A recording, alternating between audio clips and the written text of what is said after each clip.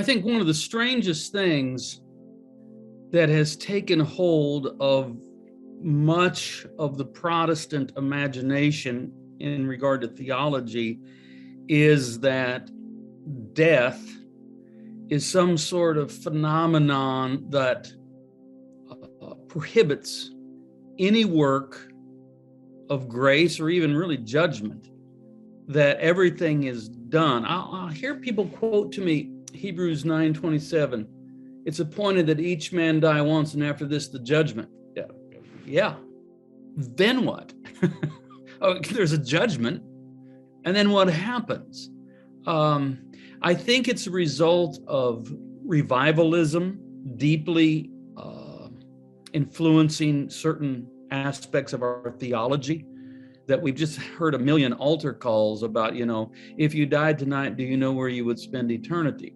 And that begins to influence our theology, that all the work of redemption must be accomplished prior to death. And yet Jesus says, I am he that liveth and was dead, and behold, I'm alive forevermore. Amen. And I have the keys of death and Hades. But what does Jesus do with the keys? And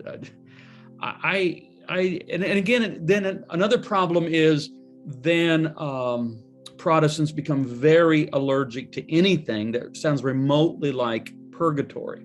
And I get that. I understand that because of what purgatory became in the medieval and Renaissance period. And this is the single thing that led to the Reformation. And something the whole thing of selling indulgences so that you could buy a vacation from purgatory for family members that are presumably in purgatory. Of course, that's just ludicrous and shameful, and it was driven by, it was a fundraising technique is what it was. And of course, that has to be reformed. That being said, is there some sort of purgatorial process or phenomenon after death?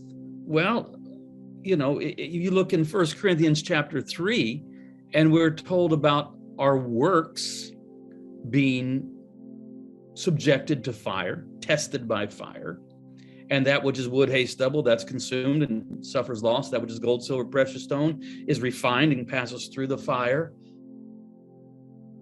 I am personally convinced, and this is beyond consideration for me, that no one ever sincerely calls upon the mercy of God and is rejected. At any point, I don't care what point, a cognizant, image-bearing human being that turns away from sin, turns away from rebellion, and asks God for mercy, I cannot imagine that God says, no. You've reached the end of my mercy. You should have thought about that earlier. That is completely contrary to the God who is supremely revealed in Jesus Christ. Now, that doesn't necessarily eradicate the possibility that you can so damage your soul that it becomes very difficult and may take a very long time for you to reach that point where you actually acknowledge your need for the mercy of God. So what I'm saying is, I have every reason to believe, and do believe, that the work of redemption is not completely somehow obliterated or halted simply because there is the moment of one's demise. Jesus is Lord over all things, including death.